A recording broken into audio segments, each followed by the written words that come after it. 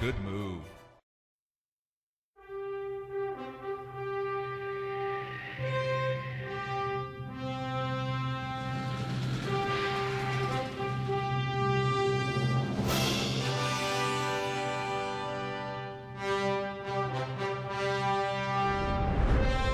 Look, up in the sky. It's a bird. It's a plane! It's Superman. Superman. Superman. Superman. Superman. Superman. Superman. You wanted to see me?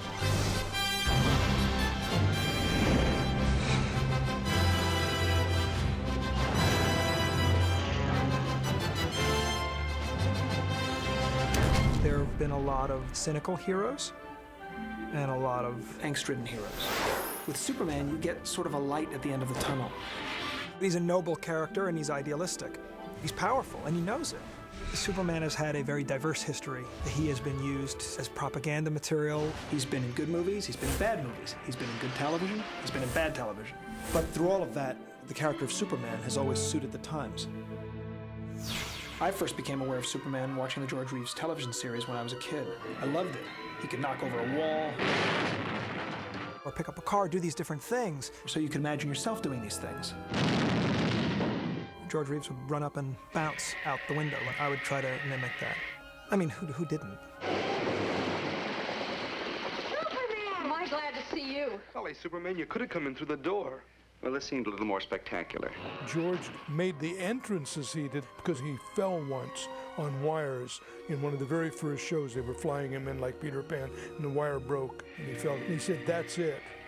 He said, "Peter Pan flies. My Superman doesn't fly on wires." I hate to be a demanding woman, darling, but could you get me some Edelweiss? You know what it is? Of course, it's a little flower that grows in Switzerland. I shan't be gone long. Forgive me?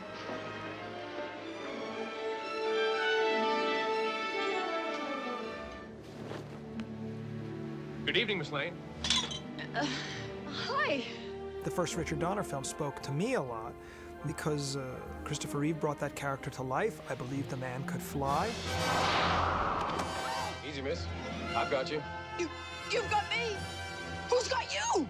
Flying certainly wasn't romantic to do it because you're hanging 50 feet up from a soundstage in an extremely uncomfortable leather harness that's cutting into your armpits and your everything else. Filming that sequence was just anything but romantic. Well, I certainly hope this little incident hasn't put you off flying, miss. Chris was on this earth for a lot of reasons. He wasn't here just to be an actor. He was Superman. What do you think? Well, one thing's for sure, nobody's gonna be looking at your face. Mom?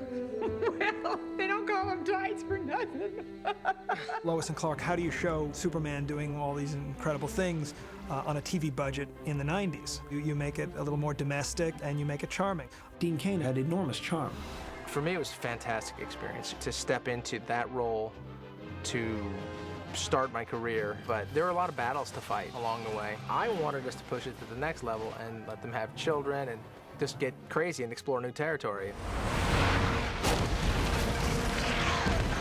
What's happening, Jonathan?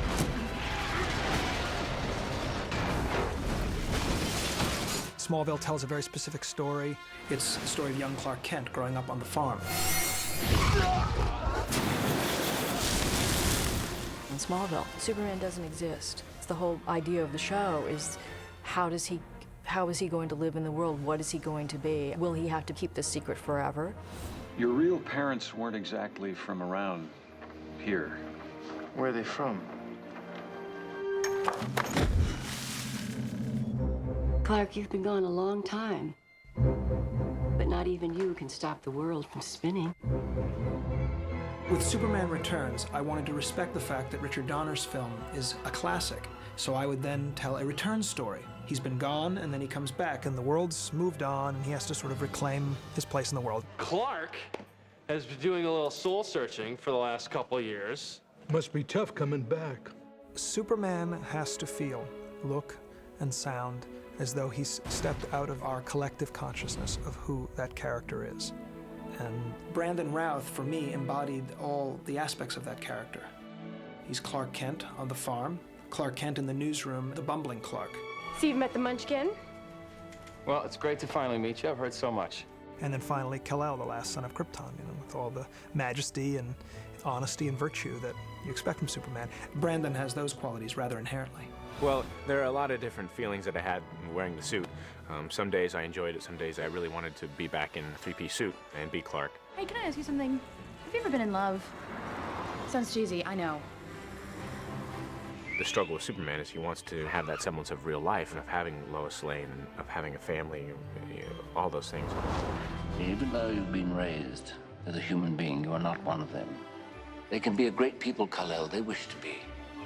They only lack the light to show the way. Superman is the ultimate immigrant. He represents how you can come from a completely alien world, be raised in a bucolic environment by good people with American ideals, and then put them to good use. I do think that Superman is seen by other countries in the world as quintessentially American. Take him away. Superman is universal. There's a country in the world you can't go to that they don't know Superman. I think most people do believe in that kind of integrity and virtue. They want to see goodness. People have a deep need to believe that it exists out there.